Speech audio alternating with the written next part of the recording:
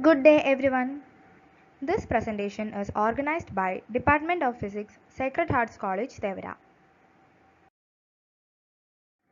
We welcome you all to the presentation series 2, We Will Overcome. This program is conducted under the guidance of Professor Dr. Pius Augustine, Department of Physics, Sacred Hearts College, Thevara.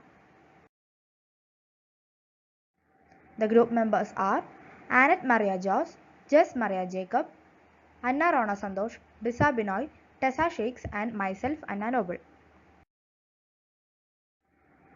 The contents include heat engine, Carnot cycle, PV diagram, work, efficiency and applications.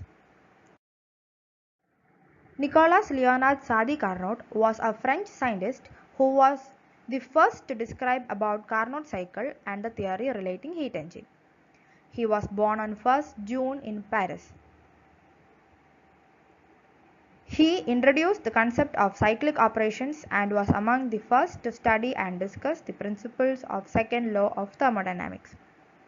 He is also known as the father of thermodynamics. Now about the second law. The second law states that there exists a useful state variable called entropy S. The change in entropy delta S is equal to the heat transfer delta Q divided by temperature. That is delta S equal to delta Q by T. So, the entropy of a system must increase if physical process is irreversible.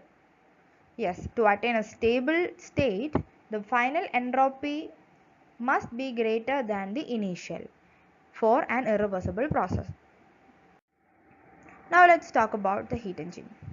It is a very important component when we start to talk about the second law of thermodynamics. So what is a heat engine? It is basically a device which exchanges heat between two temperature reservoirs, that is from a source which is at a higher temperature to a sink comparatively at a lower temperature, and the engine absorbs the energy and gives work.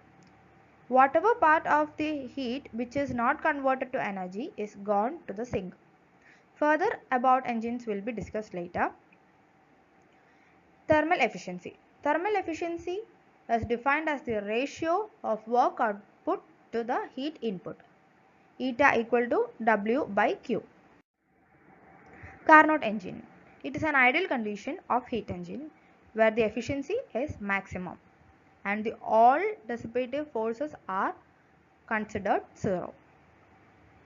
Carnot cycle is a thermodynamic process that describes how fluid is used to convert thermal energy into work. We should take few assumptions when we start to talk about a Carnot cycle. That is, no heat should be lost through the pipes or other components. The cycle do not have any friction so that the pressure will not drop in the working fluid. Changes in kinetic and potential energies are considered zero. Now about the characteristics. The Carnot engine is highly efficient. They are multi-source engine, better reliable and easy to maintain. They are reversible, safe, discrete and oxygen free. They are flexible and modular. So, our next topic is the main parts of a heat engine. A heat engine is basically a device which exchanges heat between two temperature reservoirs and also an important component in the second laws of thermodynamics. A heat engine converts heat energy into mechanical energy. For this, a system is made to undergo a cyclic process. A heat engine essentially consists of four main parts, and they are source of heat at high temperature, sink of heat at low temperature, working substance, and insulating stand. Now, let us see what is a source. A source is a reservoir that supplies energy in the form of heat. A source is also known as a hot reservoir. The source is maintained at a fixed high temperature from which the working substance draws heat. The source is supposed to be possess infinite thermal capacity, and as such any amount of heat can be drawn from it without changing its temperature. The second part is a sink. A sink is a reservoir that absorbs energy in the form of heat. A sink is also known as a cold reservoir. Usually, sink is maintained at a fixed low temperature to which any amount of heat can be rejected by working substance. It also has infinite thermal capacity, and as such its temperature remains constant even when any amount of heat is given to it. The third part of a heat engine is the working substance. A perfect gas acts as the working substance.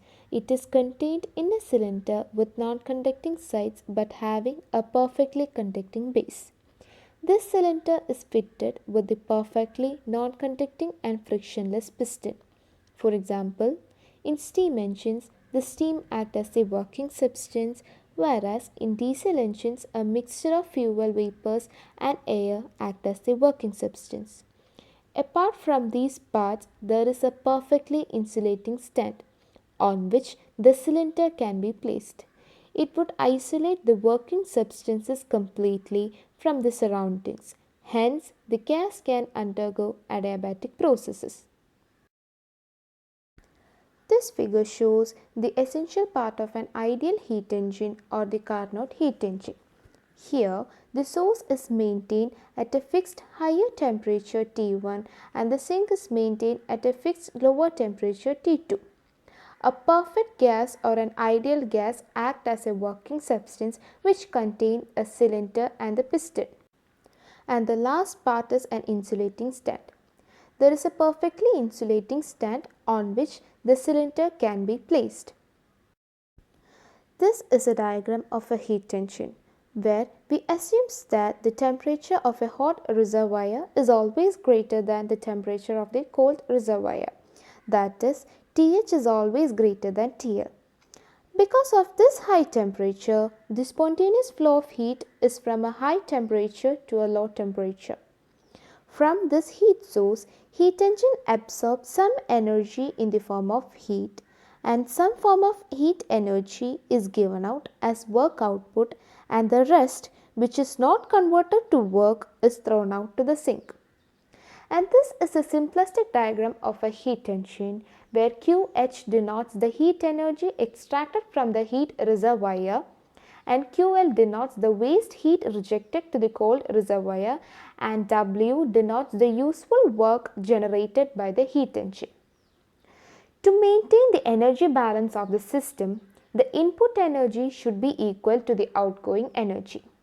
So, the input is always greater than the output and we will never have QL to be 0. The next section is about the 4 stages of operation of a Carnot cycle. Before that, we need to know what is a Carnot cycle. A Carnot cycle is an ideal cycle of operations for a heat engine. The machine used for realizing this ideal cycle of operation is called as an ideal heat engine or a Carnot heat engine. There are 4 stages of operation for a Carnot cycle. The first one is isothermal expansion, second one adiabatic expansion, third one isothermal compression and the last and the fourth one adiabatic compression. So the first stage of operation is isothermal expansion. Before knowing what is isothermal expansion, we need to know the meaning of isothermal.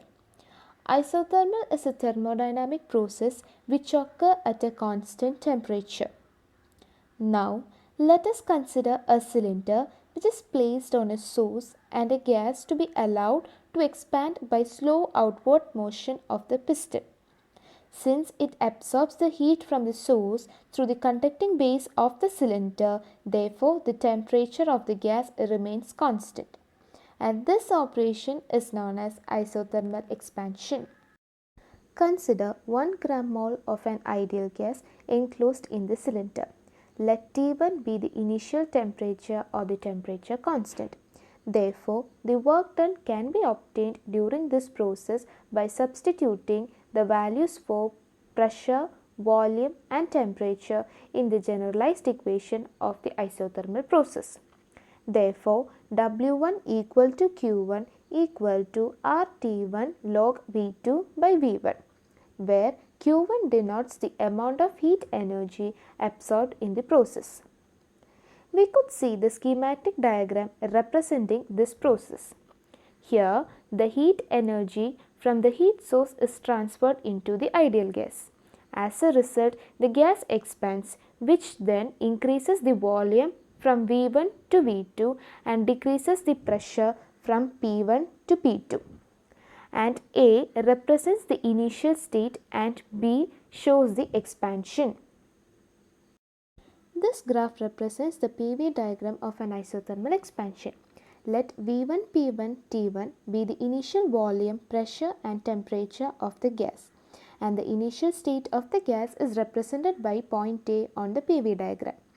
Let V2, P2 and T1 be the final volume, pressure and temperature of the gas, and the final state of the gas is represented by point B on the PV diagram. And the curve AB represents the isothermal expansion. Isothermal expansion is also known as isothermal reversibility because it satisfies the quasi-static and non-dissipative conditions. Therefore, the work done by the gas in expanding isothermally from point A to point B is represented by the area AB V2 V1 A. The second process in a Carnot cycle is an adiabatic expansion.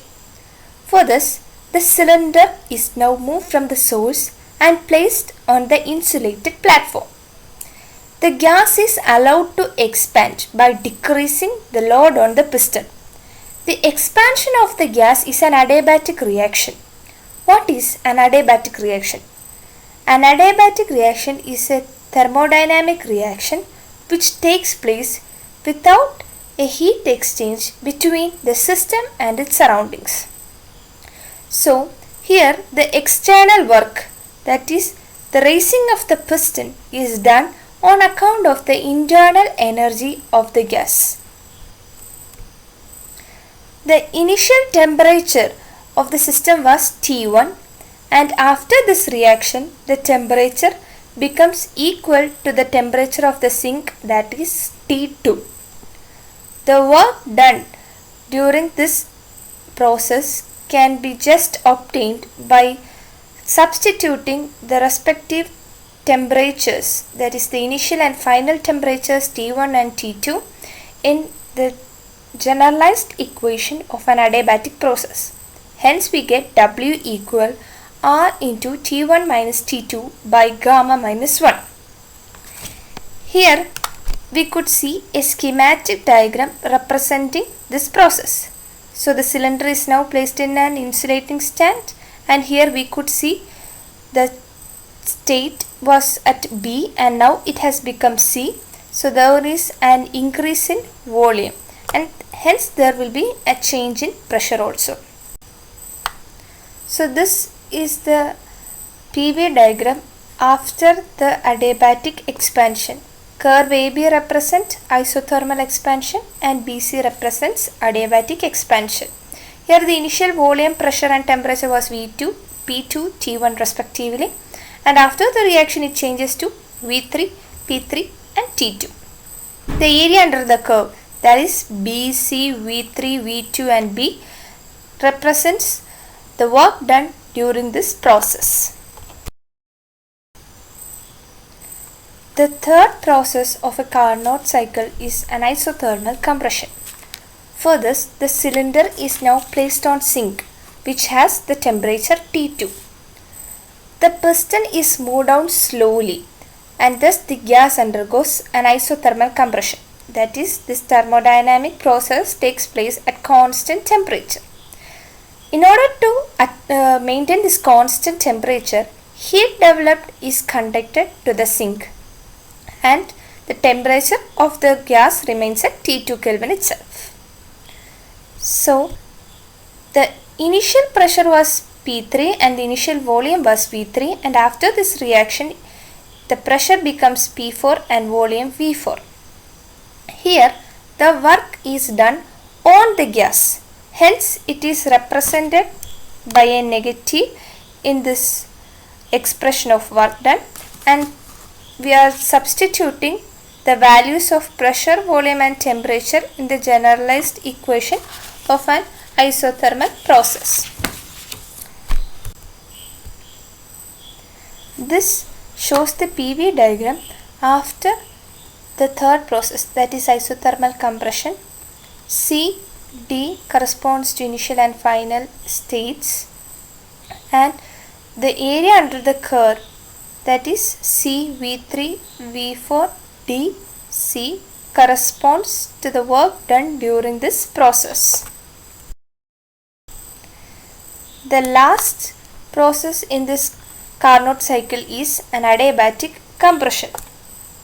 For this, the cylinder is placed on the insulated platform and the piston is moved down slowly such that the gas is compressed, temperature increases and reaches T1, which is the same temperature as that of source.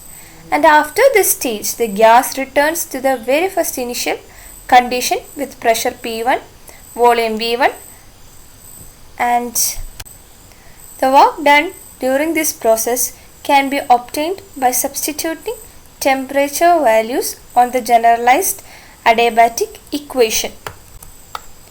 The curve dA shows the adiabatic compression, and the area under the curve represents the work done during this process.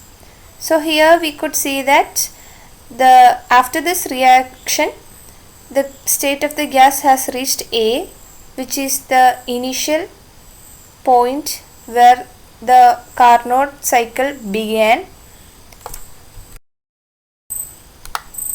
This is a PV diagram which represents a complete Carnot cycle, where AB represents to isothermal expansion, BC to adiabatic expansion, CD to isothermal compression, and DA to adiabatic compression.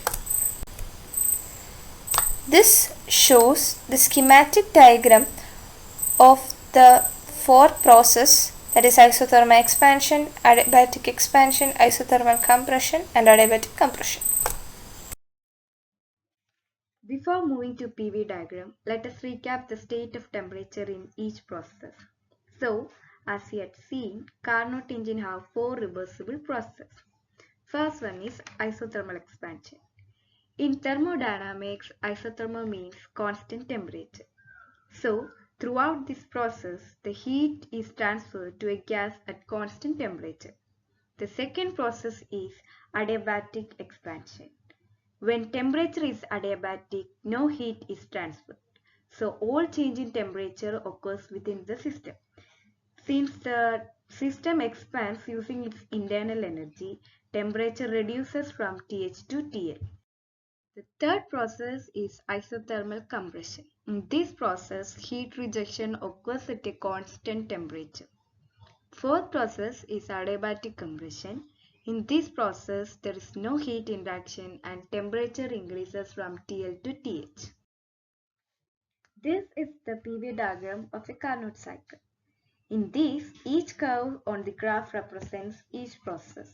The curve 1 to 2 represents isothermal expansion. Since it's isothermal, the temperature is constant from 1 to 2. As we had seen, here the ideal gas absorbs heat from source and use this heat to expand. Hence, the volume increases and pressure decreases in the system. The curve 2 to 3 represent adiabatic expansion. Here there is no transfer of heat, so gas continues expanding using its internal energy.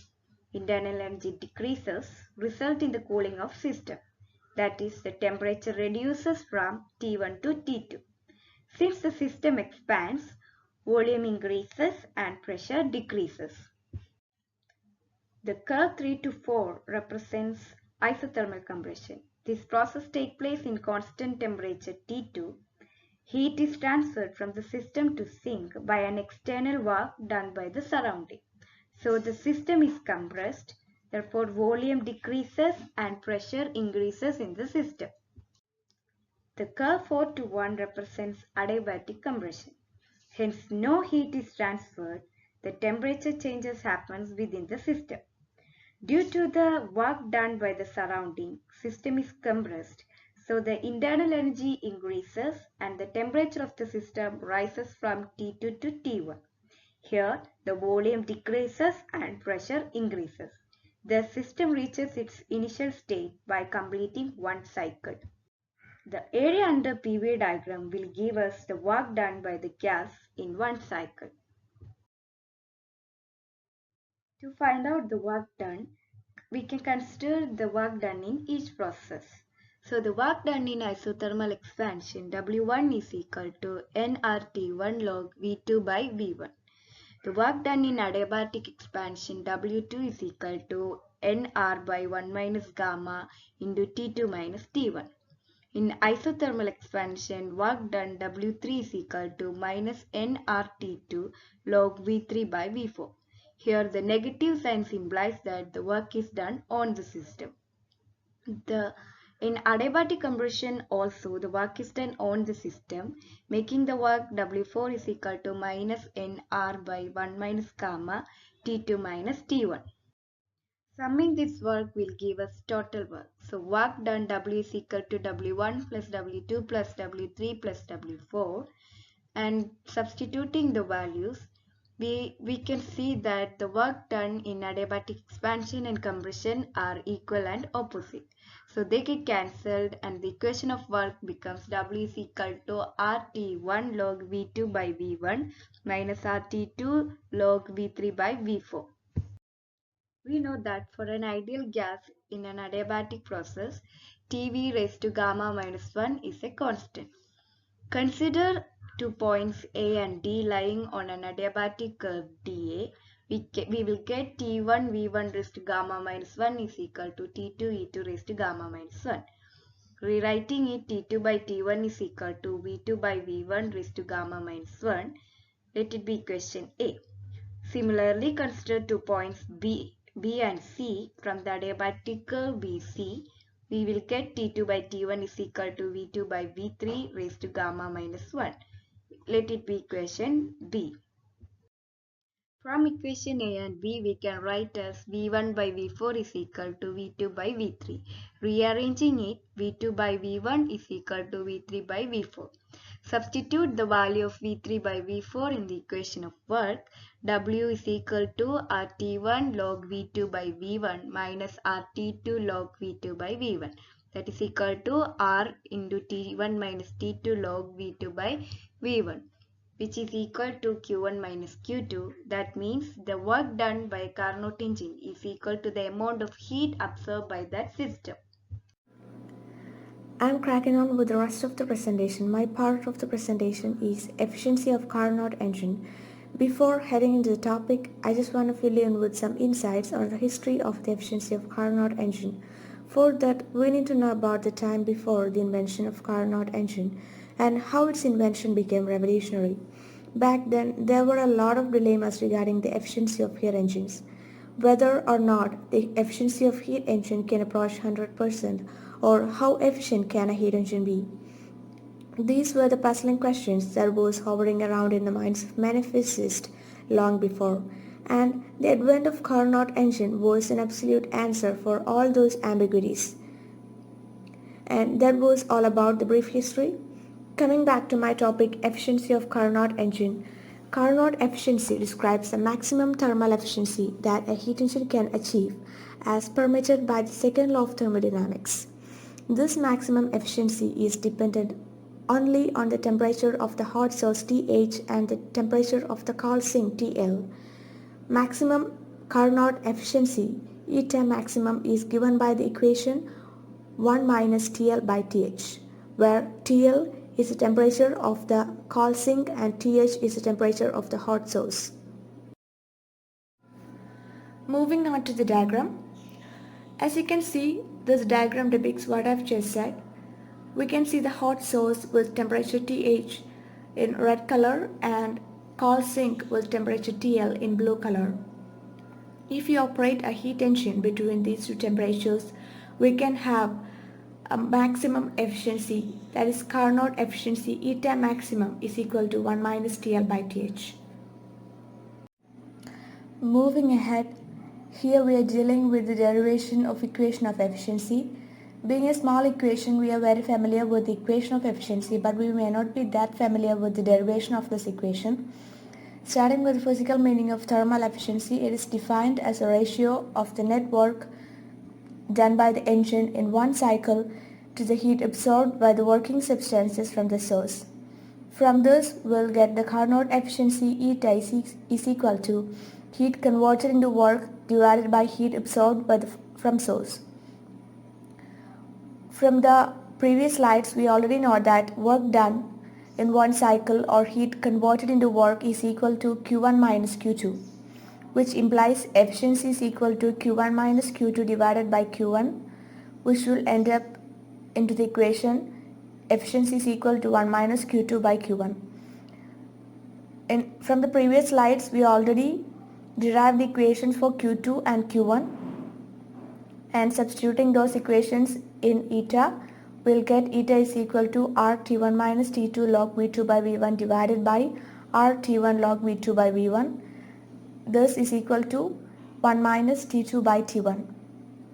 From this, we'll get the equation for efficiency of Carnot engine, that is eta is equal to 1 minus T2 by T1, where T2 is equal to TL and T1 is equal to TH. Hope you all are clear with this derivation. Moving on to the next slide. Important points. These are the important points to be noted when we came across Carnot engine and its efficiency. Most of these points are very much evident from the equation of Carnot efficiency itself. That is, these points are easy to make out. The first point is that we can increase the efficiency by raising TH, the temperature of hot source, and lowering TL, the temperature of cold sink. Next point is that the value of efficiency is higher when the difference in temperature is greater. Third point is that TH is greater than TL, so that the efficiency will be always less than unity, so that Carnot engine obeys second law of thermodynamics, that is, the efficiency will be always less than 100%. Fourth point is that the work done will be zero if the efficiency is zero. This is also evident from the very equation. Moving on to the next slide. Continuing with the rest of the points, the next point to be noted is efficiency eta of a Carnot engine is independent of working substance. This is a very important feature of Carnot engine which differentiates it from other heat engines. This property of Carnot engine contributes very much to its high efficiency. The next point is that for 100% efficiency, we need to make the cold sink temperature 0 Kelvin, but this is absolutely impossible. For that, we keep the temperatures of sink and source at particular range. That is, cold sink is at a temperature of 280 to 300 Kelvin and the hot source burn at about 1100 Kelvin. These temperatures give a Carnot efficiency value of 70% or so.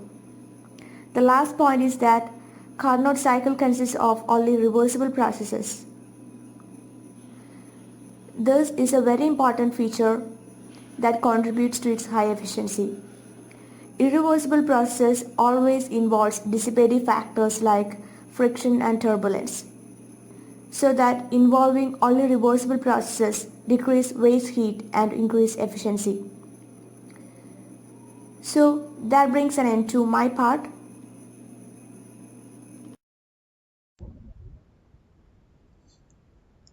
And now we are going to discuss about the applications of Carnot engine. Before that, we need to know Carnot engine is just a hypothetical engine which is designed based on Carnot cycle, where heat delivered to a system is used to obtain some mechanical work. We all know in real life we can't have a frictionless system. And also, it is not a practical engine cycle because the heat transfer into the engine in isothermal process is too slow to be for practical. Though it is an ideal engine, we use its theory for some practical applications. And here we go for some applications of Carnot engine. On the basis of working principles, the applications can be categorized into two, that is, applications in heat engines and applications in refrigeration methods. Under heat engines, we have the examples thermal power generator, internal combustion engine, steam engine. And in refrigeration, we have industrial freezers and air conditioners. So, what is heat engine? The devices that convert thermal energy into mechanical work is called a heat engine. And here we can see the power cycle.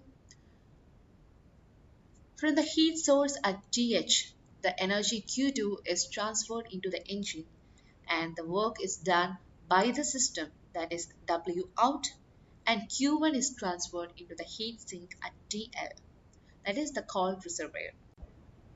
And refrigeration, it is the method of removal of heat from low temperature and dissipating it into higher temperature.